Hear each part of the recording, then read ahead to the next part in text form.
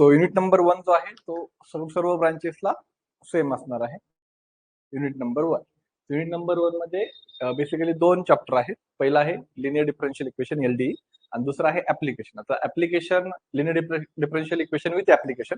तो ऍप्लिकेशन हे branch wise वेगवेगळे राहतात. जसं की इलेक्ट्रिकल किंवा इलेक्ट्रॉनिक्स ब्रांच असेल तर त्यांना सर्किटचे ऍप्लिकेशन असतात. तर मेकॅनिकल, सिव्हिल किंवा केमिकल ब्रांच असेल तर त्यांना स्प्रिंग मास स्प्रिंगचे ऍप्लिकेशन असतात. सो ते डिफरंट आहेत. तर पहिलं युनिट आहे तो पूर्णपणे सेम राहील. तर यामध्ये आपल्याला बेसिकली 4 टाइप्सचे न्यूमेरिकल्स बघायचे आहेत. 4 टाइपचे एक्झाम्पल राहतात. तर पहिला आहे जनरल मेथड किंवा शॉर्टकट मेथड. ह्या दोन पैकी एक येतं. शक्यतो शॉर्टकट मेथडच येतात. नंतर व्हॅरिएशन ऑफ पॅरामीट्रिक मेथड आहे. त्यानंतर कॉचीस और लेजेंडर्स मेथड यापैकी एक येणार. आणि नेक्स्ट आहे सायमल्टेनियस इक्वेशन और application of linear differential equation. But जसा तुमचा पॅटर्न आहे नवीन पॅटर्न, सो त्यामध्ये बहुतेक ऍप्लिकेशनवर एक्झाम्पल येण्याचे चान्सेस कमी आहेत. कारण की वेटेज जे आहे मार्क्सचं 14 मार्क्स राहणार एक युनिटला. तर त्यामध्ये मग 5-5-4 राहणार. तर त्या केसमध्ये इथे ऍप्लिकेशन ऑफ लिनियर डिफरन्शियल इक्वेशनचा चान्सेस कमी असणार आहे. तरी पण आपण ते लास्टला घेऊयात. आता सुरुवातीला थोडंसं आपण बेसिक डेरिव्हेशन आणि इंटिग्रेशनला पुन्हा एकदा रिवाइज करूयात. सो सगळ्यात इम्पॉर्टंट आणि सगळ्यात basic formula derivation of x to the power n. तर derivation means decreasing the power. Power आपण काय करतो एक ने डिक्रीज करतो, म्हणून फॉर्म्युला आहे n x n minus 1.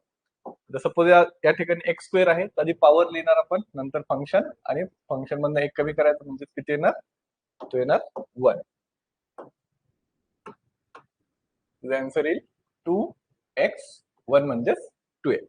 Similarly x to the power 7 असेल तर आधी पॉवर लिहिणार, नंतर फंक्शन आणि एक कमी करणार 6 3/2 x 3/2 minus 1 या फॉर्म्युलानुसार. तर हे आन्सर येईल 3/2 x to the power 1/2. 3/2 minus 1 1/2. Then derivative of any constant that will be 0. Derivative of x, x चा पॉवर किती आहे 1 आहे, त्याचा आन्सर डायरेक्टली आपण लिहू शकतो 1. बट ते कसं येणार, तर 1 आधी पॉवर लिहिला, नंतर फंक्शन लिहिलं 1 minus 1. सो हा होईल 1 into x, x to the power 0 आणि एनिथिंग पॉवर 0, आन्सर असतो 1. नंतर डेरिव्हेटिव्ह ऑफ एनी डिजिट, ते येईल आन्सर 0. तर हा झाला basic formula x to the power n चा. नंतर एक्सपोनेन्शियल फंक्शन, याला म्हणतात पॉलिनॉमियल फंक्शन. आता एक्सपोनेन्शियल फंक्शन जर असेल तर आपण ऍज इट इज फंक्शन लिहिणार e to the power ax आणि फक्त पॉवरचा डेरिव्हेटिव्ह काढायचा. जसं की ax चा डेरिव्हेटिव्ह आला इथे a कॉन्स्टंट आणि x चा डेरिव्हेटिव्ह 1. सिमिलर इथे काय येणार e to the power 3x as it is आणि 3x चा डेरिव्हेटिव्ह येणार 3. e to the power minus 2x as it is, minus 2x चा डेरिव्हेटिव्ह येणार मायनस 2.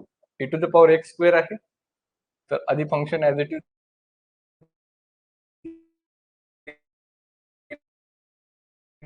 Exponential function. त्यानंतर लॉगरिथमिक फंक्शन मध्ये काय आहे, लॉगच्या समोर जी काही टर्म आहे, जे काही फंक्शन आहे 1 ते फंक्शन लिहायचं ax,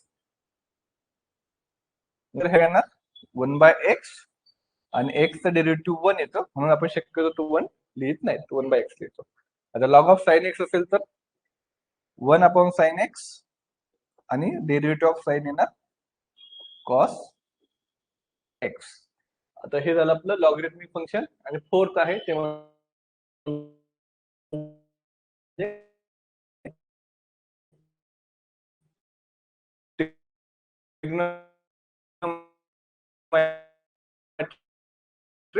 आणि हा जो x आहे त्या x चा सुद्धा डेरिव्हेटिव्ह काढतो आपण 1 cos 2x आणि ब्रॅकेट मध्ये 2x. याला आपण प्रॅक्टिस झाल्यानंतर डायरेक्टली 2 cos 2x सुद्धा डायरेक्टली लिहू शकतो. cos चा डेरिव्हेटिव्ह येणार मायनस साइन, त्यानंतर tan चा डेरिव्हेटिव्ह येणार sec चा स्क्वेअर x, sec चा डेरिव्हेटिव्ह आहे sec into tan, cot चा डेरिव्हेटिव्ह आहे मायनस cosec स्क्वेअर आणि cosec चा आहे cosec cot मायनस मध्ये, बरोबर. ओके. नंतर ट्रिग्नोमेट्रिकचे हे काही फॉर्म्युलेज आहेत जे की यूज होणार भरपूर ठिकाणी. sin square x plus cos square is equal to 1, sec square x is equal to 1 plus tan square, किंवा याला तुम्ही रिअरेंज पण करू शकता. tan x is equal to sine by cos, cot is equal to cos by sine, sine means reciprocal of cosec, sec means reciprocal of cos. तर हे होते आपले डेरिव्हेशनचे काही बेसिक्स. त्यानंतर इंटिग्रेशन मध्ये याच्या अपोजिट, जसं डेरिव्हेशन मध्ये आपण डिक्रीजिंग द पॉवर करतो, इंटिग्रेशन मध्ये इन्क्रीजिंग द पॉवर, म्हणून त्याला इंटिग्रेशन बोलतात. So X to the power N आहे, तर पॉवर कितीने इन्क्रीज करायचं, 1 ने इन्क्रीज करायचं. So N plus one upon N plus one. So X आहे त्याचा पॉवर काहीच नाही, म्हणजे किती आहे, 1 आहे. तो 1 प्लस 1 किती येणार, X to the power 2 divide by 2. Similarly X to the power 5 असेल तर X to the power 6 divide by 6. आता डेरिव्हेटिव्ह मध्ये एनी डिजिटचा डेरिव्हेटिव्ह 0 आहे, पण या ठिकाणी 1 चा डेरिव्हेटिव्ह असणार, 1 चं इंटिग्रेशन असणार एक्स. डेरिव्हेशन आणि इंटिग्रेशन हे अपोजिट आहेत. नंतर a to the power x exponential function असेल तर ऍज इट इज लिहिणार, डेरिव्हेटिव्ह काढणार पण डिनॉमिनेटरला. डेरिव्हेशन मध्ये आपण न्यूमरेटरला डेरिव्हेटिव्ह काढत होतो, इंटिग्रेशन मध्ये डिनॉमिनेटरला. So e to the power 2x असेल तर ऍज इट इज, आणि ह्या 2x चा डेरिव्हेटिव्ह आला 2.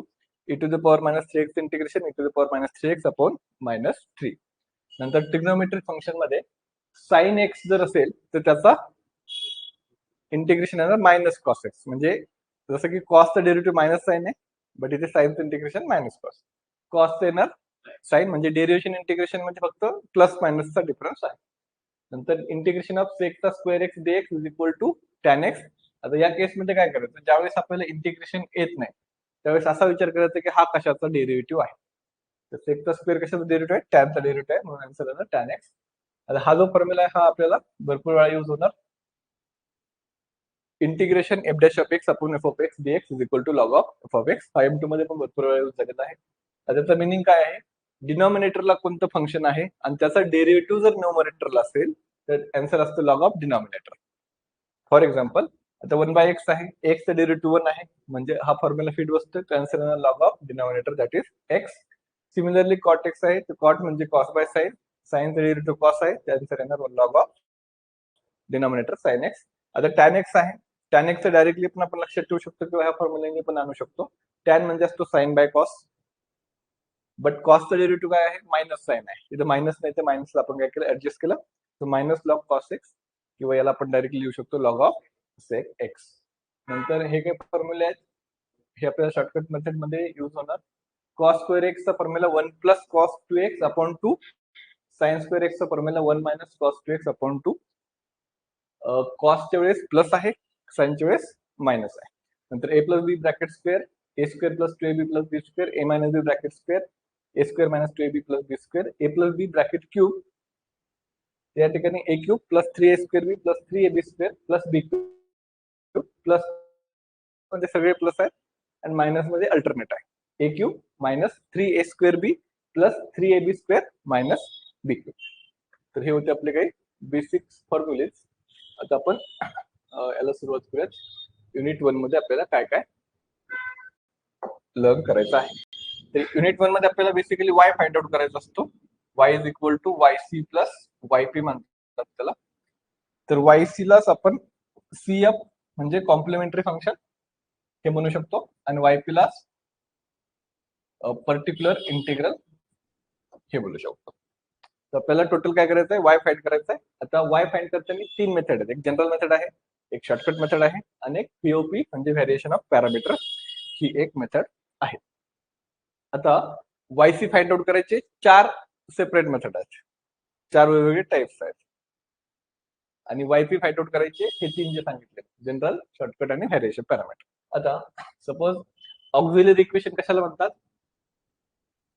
Auxiliary equation phi of D is equal to 0, याला म्हणतात ऑक्झिलरी इक्वेशन. आता यामध्ये आपल्याला करायचं काय, अशा प्रकारे आपले इक्वेशन असतात डीच्या फॉर्म मध्ये, d square y by d x square plus 5dy by d x plus 4y is equal to 0. तर ज्यावेळेस पण असा इक्वेशन येणार तर फर्स्ट स्टेप आपली असणार, डी बाय डी एक्स आपण काय करणार, कॅपिटल डी ने रिप्लेस करणार. सिधं डी स्क्वेअर होता स्मॉल, म्हणून इथे कॅपिटल डी स्क्वेअर, इथे फक्त डी बाय डी एक्स होता म्हणून फक्त कॅपिटल डी, इथे काहीच नाही. सो 4y, तिथनं वाय कॉमन काढला, वाय कॉमन काढला झाला d square plus 5d plus 4 is equal to 0. Y right साइडला गेला 0 झाला. तर हे झालं काय, आपलं डीचं जे इक्वेशन आहे त्याला म्हणतात ऑक्झिलरी इक्वेशन. आता हे आपल्या कॅल्सी मध्ये पुट करा, क्वाड्रॅटिक इक्वेशन मध्ये, a x square plus b x plus c is equal to 0. A म्हणजे डी स्क्वेअरचा कोएफिशियंट, किती आहे? काहीच नाही म्हणजे 1 आहे. बी म्हणजे डी चा कोएफिशियंट 5 अँड सी म्हणजे लास्टची व्हॅल्यू दॅट इज 4. हे कॅल्शियम मध्ये टाकलं तर आपल्याला आन्सर किती भेटणार? -1 -4. आता हे जे आन्सर येणार, हे जे रूट्स येणार, यावर डिसाइड होणार की आपला वायसी कोणता असणार आहे. आता ते बघूयात आपण. हे लिहून घ्यायचंय की ठीक आहे? ठीक आहे, हे पाठवून देतो मी तुला.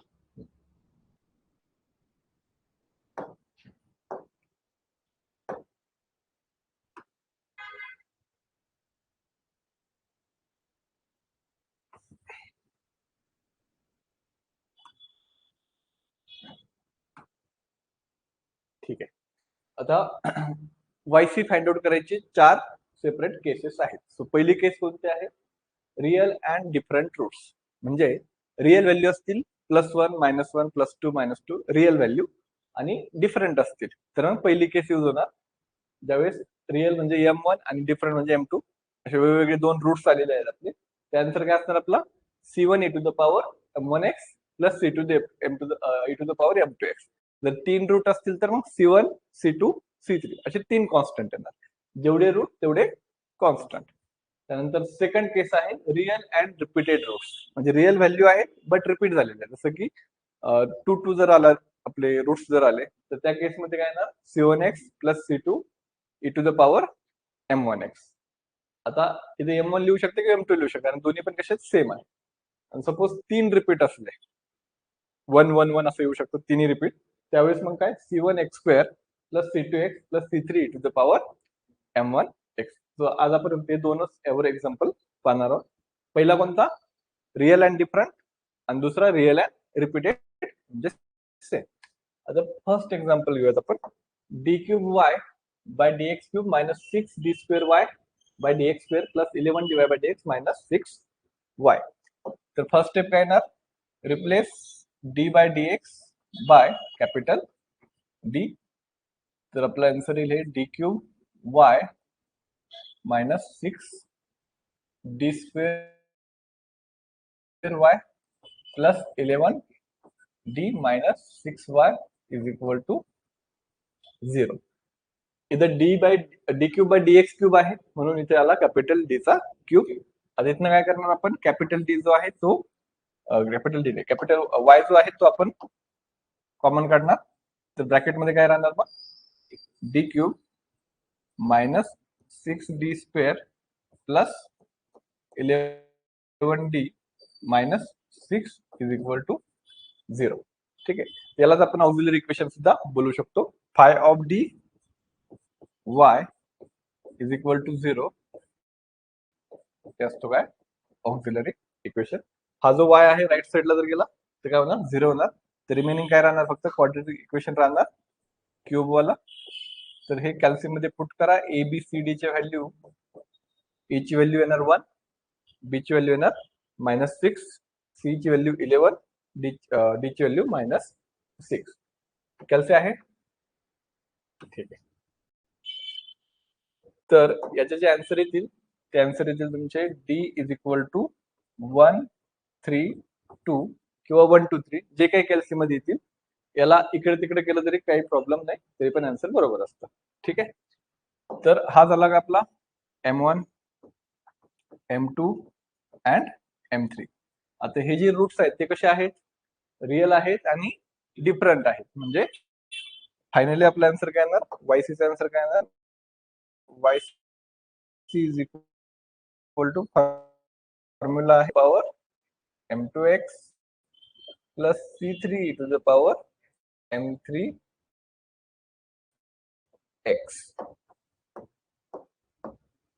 ओके. यामध्ये फक्त काय करा? व्हॅल्यू पुट करा. M1 ची व्हॅल्यू, M2 ची व्हॅल्यू, M3 ची व्हॅल्यू. याला सिक्वेन्स वाईज लिहिले तरी सुद्धा चालेल किंवा जसं कॅल्शियम मध्ये आन्सर आले तसे लिहिले तरी सुद्धा चालेल.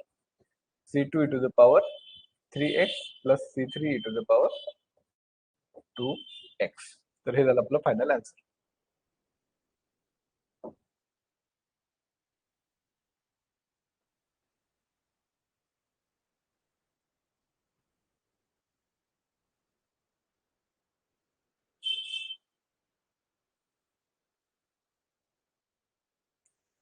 फर्स्ट युनिट जे आहे M3 चे ते सगळ्या ब्रांचेससाठी सेम आहे. अँड जेवढे पण सुरुवातीला आपण काय करणार, पहिले जे 3 युनिट जे सगळ्या ब्रांचला सेम आहेत आपण ते 3 घेणार आणि नंतर मग ब्रांच वाईज सेपरेट सेपरेट तुमचे क्लासेस होतील.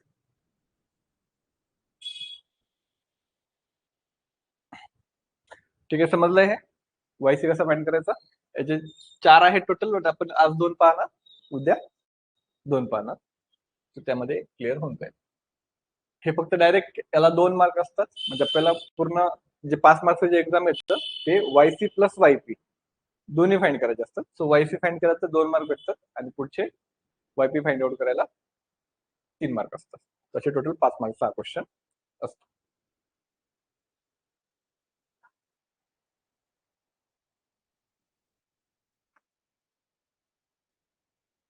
तर आपण नेक्स्ट घेऊयात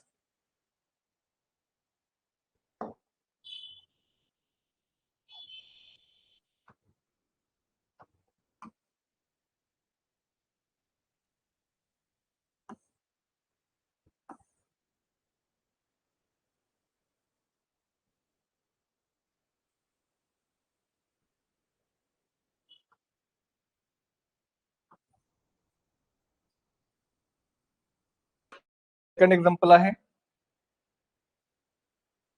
D square y by d x square minus 5 dy by d x plus 6y is equal to 0. तर फर्स्ट स्टेप येणार, डी बाय डी एक्स ला कॅपिटल डी ने आपण रिप्लेस करणार. तर मग काय इक्वेशन बनेल, capital D square y minus 5 dy plus 6y is equal to 0. ठीक आहे, सो नेक्स्ट स्टेप येणार, y आपण कॉमन काढणार, तिथे राहील d square minus 5d plus 6 is equal to 0. यालाच आपण काय म्हणू शकतो, ऑक्झिलरी इक्वेशन. तर कॅल्सी मध्ये ह्या व्हॅल्यू पुट करा, ए ची व्हॅल्यू 1, बी ची व्हॅल्यू -5, सी ची व्हॅल्यू 6. किंवा आणखीन एकदा आपण हे असं इक्वेशन लिहू शकतो, plus 6 is equal to 0.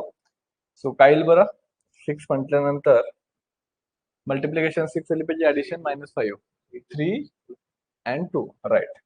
So d is equal to 3 2 और 2 3 काही पण लिहा. तर हे झाले आपले रूट्स. हे रूट्स कसे आहेत,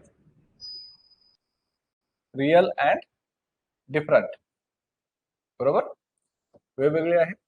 सो वायसी काय येणार, मग वायसी येणार c1 e to the power 2x plus c2 e to the power 3x और व्हाइस वर्सा. आधी 3 लिहा नंतर 2 लिहा. तर हे झालं आपला वायसीचा आन्सर. मग याच्यामध्ये आपल्याला जास्त काही दिमाग लावायचं काम नाहीये, डायरेक्ट कॅल्सी मध्ये व्हॅल्यू पुट करायच्या. फक्त हे आयडेंटिफाय करता आलं पाहिजे की रिअल डिफरंट आहे, रिअल रिपीटेड आहे, इमॅजिनरी आहे की काय आहे. आता थर्ड जो क्वेश्चन आहे त्यामध्ये हे डायरेक्टली समजते आपल्याला, ऑलरेडी डायरेक्टली इक्वेशन दिलेलं आहे, ऑक्झिलरी इक्वेशनच आहे. तर हा डी मायनस 6d प्लस 9 म्हणजे हा आहे डी मायनस 3 ब्रॅकेट स्क्वेअर, म्हणजे डी इज इक्वल टू 3 3 येणार याचा आन्सर, बरोबर का. हे जर कॅल्सी मध्ये पुट केलं आपण तर काय आन्सर येणार, 3,3. आता 3,3 आला म्हणजे हा कसा आहे, real at repeated, same repeat झाला पुन्हा. तर मग त्यावेळेस फॉर्म्युला काय आहे, yc is equal to c1x plus c2 bracket complete e to the power m1x. तर मग फायनल आन्सर राहील आपलं yc is equal to c1x plus c2 e to the power 3x. तर हा झाला आपला फायनल आन्सर yc. आता एक्झामला एवढा छोटा क्वेश्चन नाही आहे ना, हा हाफ पार्ट राहील पूर्ण क्वेश्चन मध्ये, हा फॉर्म्युला यूज केलेला होता. नंतर हा पण सेमच आहे, d square minus 4d plus 4, म्हणजे इथे काय येणार, डी ची व्हॅल्यू 2 2 येईल, 4d plus 4 is equal to 0. So d is equal to येणार, कॅल्सी मध्ये पुट करा, 1 मायनस 4 4, मोड मध्ये जायचं, त्यानंतर इक्वेशन मध्ये जायचं आणि स्क्वेअर वाली इक्वेशन त्यामध्ये व्हॅल्यू पुट करायच्या. तर आन्सर येणार इथे 2, 2. So वापस real and repeated.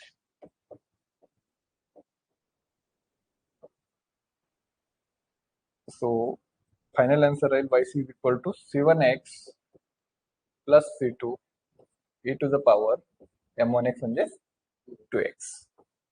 m1x m2x दोन्ही पैकी कोणतेही लिहिलं तरी सेमच आहे. तर हे 2x.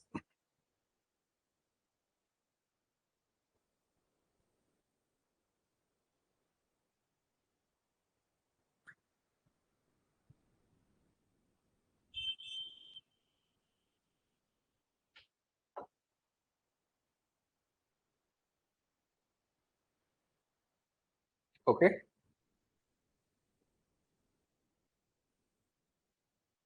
आता इमेजिनरी पार्ट आहे का पुढचा? ठीक आहे. इथपर्यंत समजलंय रिअल अँड रिपीटेड. आता जी थर्ड केस आहे, थर्ड केस कोणती आहे? Imaginary roots. आता इमॅजिनरी रूट्स म्हणजे काय की ज्यामध्ये आय ची एंट्री होईल इथे. जेव्हा आपण कॅल्क्युलेशन मध्ये व्हॅल्यू पुट करतो काही रूट आपल्या असे येणार 2 प्लस और मायनस 3i. तर याला म्हणतात ज्यावेळेस पण कॅल्शियम मध्ये रूट हा आयच्या फॉर्म मध्ये येईल तो असतो इमॅजिनरी रूट्स. आता इमॅजिनरी रूट्सचा फॉर्म्युला बेसिक काय आहे? Alpha plus or minus beta आहे. म्हणजे अल्फाची व्हॅल्यू झाली 2 आणि बीटाची व्हॅल्यू काय झाली? आयचा कोएफिशियंट दॅट इज 3. तर आता वायसीचा फॉर्म्युला काय ना e to the power alpha x c1 cos beta x plus c2 sin beta x. Okay. यामध्ये फक्त अल्फाची आणि बीटाची व्हॅल्यू पुट करायची. हा झाला इमॅजिनरी रूट्स. आणि फोर्थ केस असते त्यामध्ये रिपीटेड इमॅजिनरी रूट्स असतात. म्हणजे सेम रूट आहेत ते रिपीट झाले. जसं की इथे रिअल रिपीटेड मध्ये सेम रिपीट झाला त्यावेळेस रिअल रिपीटेड. आता हा जनरली येत नाही याचा क्वेश्चन कधी, फक्त आपण एक जस्ट आपण समजून घेत काय अल्फा प्लस बीटा आहे. रिपीटेड म्हणजे तोच सेम असणार. दुसरा पण रूट आला अल्फा प्लस बीटा आहे. आता हे कधी येऊ शकते जेव्हा डीचा पॉवर 4 असेल किंवा डीचा पॉवर 5 असेल किंवा डीचा पॉवर 6 असेल. डीच्या पॉवर 4 नंतरच हा येऊ शकतो. डीचा पॉवर 3 असेल तर 3च रूट असणार. 3 रूट मध्ये इथे तर 4 रूट पाहिजे तेव्हाच हा रिपीटेड इमॅजिनरी रूट्स येऊ शकतो. तर त्या केसमध्ये काय करायचं? e to the power alpha x same राहील. फक्त तिथे c1 च्या ऐवजी येणार c1x plus c2 cos beta x आणि c2 च्या ऐवजी येणार c3x plus c4 sin beta x. Imaginary roots म्हणजे काय? ज्यावेळेस आय ची एंट्री असेल, आय ची व्हॅल्यू असेल रूट मध्ये त्यावेळेस तो असणार इमॅजिनरी रूट्स. आपल्याला लक्षात ठेवायचं काय? e to the power alpha x c1 cos beta plus c2 sin beta. आता ते एक्झाम्पल बघूयात. यामध्ये कॅल्सी आपल्याला लागेल प्रत्येक एक्झाम्पलला.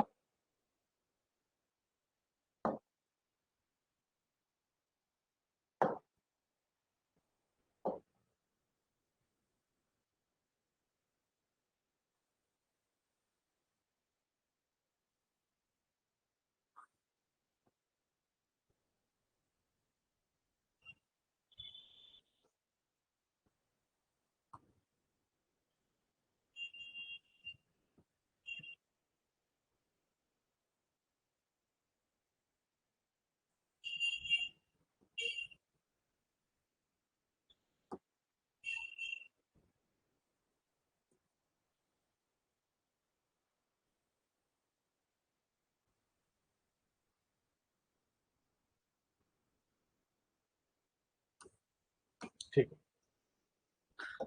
स्वतः हा क्वेश्चन आहे d square plus 2d plus 5. तर हा ऑलरेडी कोणत्या फॉर्म मध्ये आहे? ऑक्झिलरी इक्वेशनच्या फॉर्म मध्ये आहे. D square plus 2d plus 5 is equal to 0.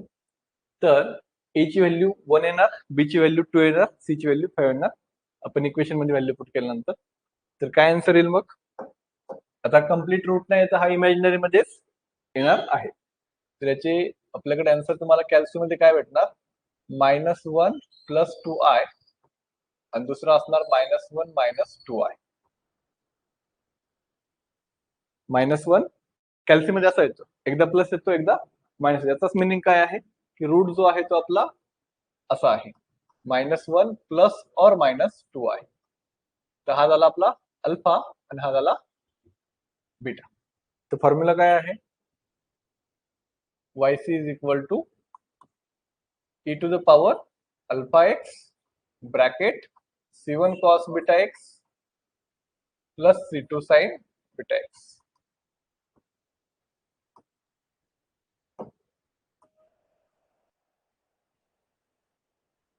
तर यामध्ये अल्फाची व्हॅल्यू किती आहे? -1 आहे. बीटाची व्हॅल्यू किती आहे? 2 आहे. फक्त या फॉर्म्युल्यात व्हॅल्यू पुट करा. -1x म्हणजे -x. C1 cos बीटाची value 2, 2x plus C2 sin 2x. तर हा झाला तुमचा आन्सर. समजलंय? सिंपल आहे. 4 केसेस आहेत, त्या फक्त लक्षात ठेवल्या की बाकीचं व्हॅल्यू फक्त कॅल्सीमध्ये काढून पुट करायचं. आता d² + 4 आहे. तर हा पाहता अशी आपल्याला समजलं की हा इमॅजिनरी रूट्स येणार आहे. कसा येतो? कॅल्सीवर पण येईल डायरेक्ट. फक्त कॅल्सीमध्ये जे टाकताना आता a ची व्हॅल्यू काय येणार? 1, b ची व्हॅल्यू येणार 0, कारण की इथं d नाहीये म्हणून 0 येणार, आणि c ची व्हॅल्यू 4. किंवा याला आपण असं करू शकतो, d² = -4. सो d = काय येणार? √(-4) म्हणजेच d = काय असणार? 4 चा √4 म्हणजे 2, आणि √-1 असतो i. बट रूटच्या बाहेर येताना कधी पण काय लिहितात? का लिहितात ते? कारण की 4 जर आहे सपोज, तर हा 2 × 2 पण होऊ शकतो, किंवा -2 × -2 पण येऊ शकतो. ज्यावेळेस पण म्हणून ज्यावेळेस पण रूटच्या बाहेर काढतो आपण, त्यावेळेस +or- लिहितो. आता +or-2i आहे.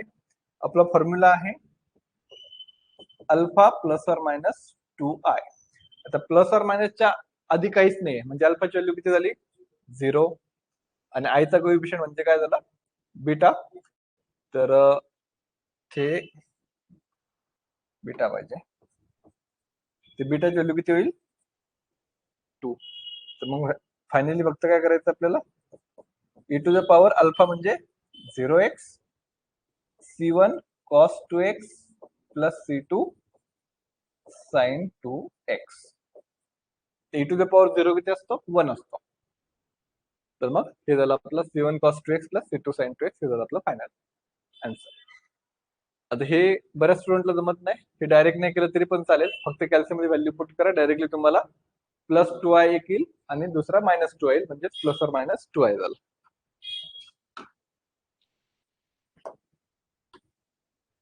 त्यानंतर हा पण क्वेश्चन सेमच आहे, आणि हा क्वेश्चन सेमच आहे, फक्त हा एक्सच्या फॉर्म मध्ये आहे आणि हा टीच्या फॉर्म मध्ये आहे.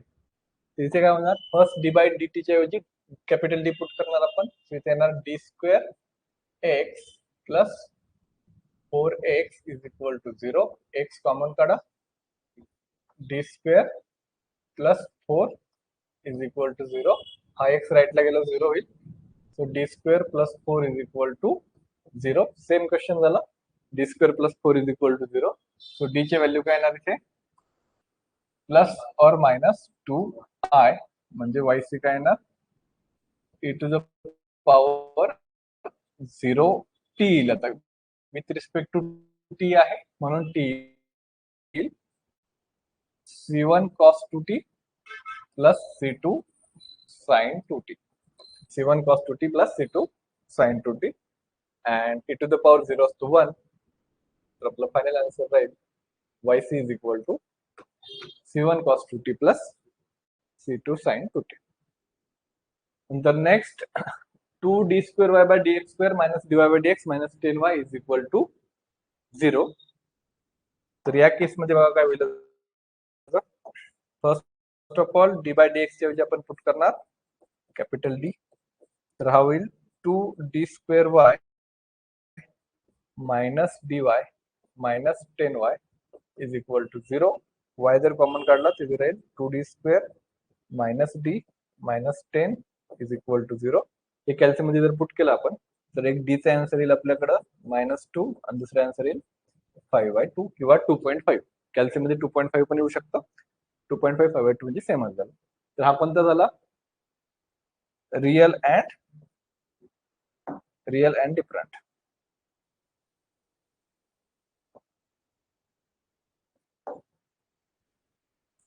त्यामध्ये फक्त काय करायचं होतं? व्हॅल्यू पुट करायचे होते. m1 ची व्हॅल्यू टाका आणि m2 ची व्हॅल्यू पुट करा. That's it. C1 e⁴ m1x, C2 e⁴ m2x, and the next 9th d³ y by dx cube plus 2d square y by dx square plus dy by dx is equal to 0. वापस dy by dx is equal to capital D put करा. तो इथे काय येणार मग d cube y plus 2d square y plus d is equal to 0. y बाहेर काढूयात. d हा प्लस dy येईल इथे.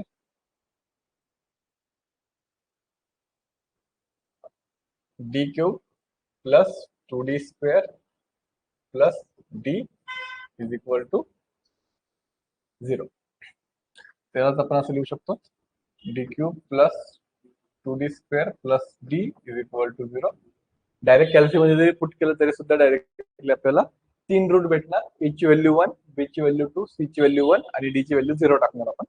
तो डायरेक्टली आपल्याला आन्सर किती भेटायला पाहिजे 0 and -1. D is equal to 0 -1 -1. आता कॅल्शियम मध्ये ज्यावेळेस रिपीट होतो ना त्यावेळेस एकदाच येतो कॅल्शियम मध्ये, 2 वेळेस येत नाही. रिपीट होत असेल म्हणजे फॉर एक्झाम्पल जसं की इथे आहे, तर या केसमध्ये काय होणार कॅल्शियम मध्ये फक्त जनरली ज्यावेळेस डिफरंट असतात, सपोज हे रूट आहे तिथे काय येणार मग x1 इज इक्वल टू 2 येईल कॅल्शियम मध्ये, x2 इज इक्वल टू 3 येईल. ज्यावेळेस डिफरंट असेल, ज्यावेळेस रिपीट असेल त्यावेळेस फक्त x इज इक्वल टू 3 येईल. बस एवढंच आहे. ठीक आहे, हे आपल्याला लक्षात ठेवायचं. रिपीट वेळेस फक्त x असणार आणि डिफरंटच्या वेळेस x1 x2 अशा प्रकारे राहणार. तर मग इथे 0 -1 -1 हा झाला m1, हा m2, हा m3. आता पहिला जो आहे तो कसा आहे c1 e to the power 0x, but second and third आहे रिअल आणि रिपीटेड आहे, सेम आहे. तर मग इथे येणार c2x plus c3 e to the power minus x आणि e टू द पॉवर 0 किती असतो 1 असतो. तर मग हे झालं आपलं फायनल आन्सर.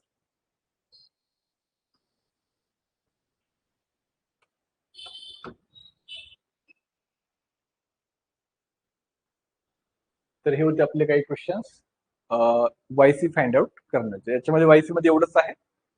सो त्यानंतर आपण नेक्स्ट लेक्चरला घेऊयात आता वायपी कसा फाइंड आउट करायचा. तर त्यामध्ये जनरल मेथड आहे. हा नेक्स्ट वायपीच आहे. जनरल मेथड आहे. जनरल मेथड थोडीशी टफ आहे. त्यानंतर मग शॉर्टकट मेथड आहे. जनरल नंतर शॉर्टकट मध्ये 7 मेथड आहेत शॉर्टकटच्या. त्यापैकी 6 आपल्याला करायच्या आहेत. 6 पैकी मग एक्झामला मिक्स मध्ये 1-2 येतात. बट सोपं आहे. थोडस सुरुवातीला लेंदी वाटतं, बट एकदा मेथड लक्षात आले तर मग इझी आहे. आणि त्यानंतर मग व्हीओपी हा सोपा आहे. पहिला जो युनिट आहे थोडासा लेंदी आहे, मोठा आहे, बट यामध्ये कसं आहे फिक्स क्वेश्चन राहतात, त्यामध्ये मार्क्स भेटतात चांगले. त्यानंतर ब्रांच वाईज वेगवेगळं आहे पूर्ण बघा, वेगवेगळं कसं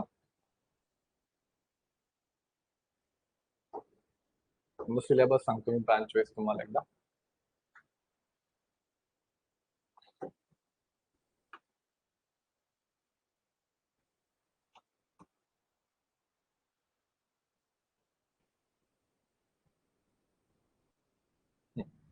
तर एएनडीसी ब्रांचला पहिलं युनिट आहे linear differential equation and application. Same chemical ब्रांचला पण आहे, सेम मेकॅनिकल ब्रांचला पण आहे, सेम इंडस्ट्रियल इंजिनिअरिंगला पण आहे, सेम इलेक्ट्रिकलला पण आहे, अँड सेम प्रोडक्शन सँडविच प्रोडक्शनला पण आहे. पहिलं युनिट सगळ्यांना सेम आहे. त्यानंतर दुसरं आहे न्यूमेरिकल मेथड्स एएनडीसी ब्रांचला. तिसरा आहे फुरियर झेड ट्रान्सफॉर्म. चौथा आहे वेक्टर कॅल्क्युलस आणि पाचवा आहे स्टॅटिक्स प्रोबॅबिलिटी. त्याच्यामध्ये जर कॉमन युनिट बघितलं आपण सगळ्या ब्रांचसाठी तर linear differential equation, statistics and probability, vector calculus, हे 3 जे आहेत हे सगळ्या ब्रांचला आहेत ऑलमोस्ट. फक्त केमिकलला नसेल आय गेस. केमिकल कुठे आहे, इथे आहे ना केमिकल. हा तर लिनियर डिफरन्शियल आहे, स्टॅटिक्स प्रोबॅबिलिटी आहे, अँड त्यांना झेड नाही आहे, त्यांना लॅपलास ट्रान्सफॉर्म आहे.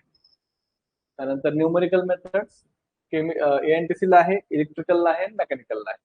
तर आपण फर्स्ट जे 3 युनिट आहेत जे सेम आहेत ते घेणार आणि त्यानंतर ब्रांच वाईज मग वेगवेगळे आपण क्लासेस अरेंज करणार.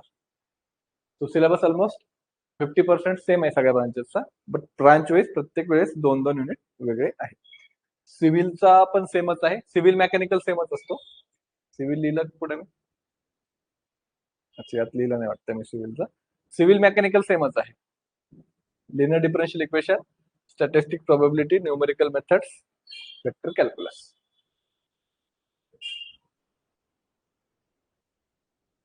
तसं व्हॉट्सअप ग्रुपला हे पण टाकलेले आहेत प्रत्येकाचे, आपण काय म्हणतात त्याला, सिलेबस कॉपी पण आहे, तर त्यावर पण तुम्ही पाहू शकता. फर्स्ट ऑफ ऑल तुमच्या ब्रांच नुसार फर्स्ट पेजवरच लिहून ठेवा कोणकोणते युनिट्स आहेत, तुम्हाला आणखीन आयडिया येऊन जाईल. तर आपण फर्स्ट एलडी घेणार, त्यानंतर स्टॅटिस्टिक्स अँड प्रोबॅबिलिटी घेणार, नंतर वेक्टर कॅल्क्युलस घेणार. हे 3 ऑलमोस्ट सगळ्या ब्रांच आहेत. आणि नंतर मग ब्रांच वाईज ट्रान्सफॉर्म, मग ते लॅपलास असेल किंवा झेड ट्रान्सफॉर्म असेल. झेड ट्रान्सफॉर्म ENTC ला आणि इलेक्ट्रिकलला असेल बहुतेक. हा, ENTC आणि इलेक्ट्रिकलला आहे झेड ट्रान्सफॉर्म. बाकी लॅपलास मग मेकॅनिकलला असणार, त्यासोबत इलेक्ट्रिकलला पण आहे, केमिकलला पण आहे, केमिकल ब्रांचला पण आहे का, हा लॅपलास ट्रान्सफॉर्म आहे. तर ब्रांच वाईज आपण ते नंतर घेऊ. ठीक आहे. सगळं तुमचा सिलेबस तुमच्या ब्रांच वाईज एकदा बघून घ्या, म्हणजे तुम्हाला थोडीशी आयडिया भेटून जाईल.